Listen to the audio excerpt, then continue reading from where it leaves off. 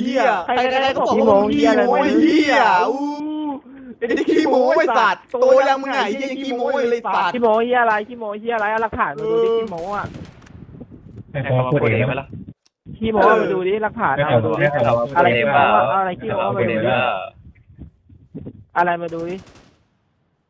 กูว่าเผาไอ้เหี้ยปลาหมดอ่ะโอ้กูว่าเผาไอ้ปลาหมดอ่ะยังทั้งมายืมตังค์กูอยู่เลยโอ้เผาหมดอ่ะกูเผาหมดอ่ะไอโอมเหี้ยอะไรกูเผาทั้งหมดอ่ะทั้งแคนมึงอ่ะ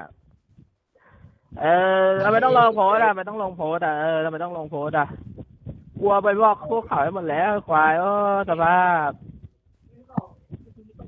แล้วทำไมแล้วก็ไม่เคยกูว่ามึงไม่วนบ้านที่อะไรชีกูไม่วนวันอ่ะ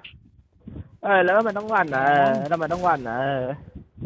ปืนกูก็มีนะกูก็ยิงได้ต้องวันนะกูไม่เล่นตัวธรรมดา เดี๋ยวกูพิมพ์เสียงตรงให้ตามมาทันไอ้เหี้ย ตัวกำอยู่เลยเหี้ย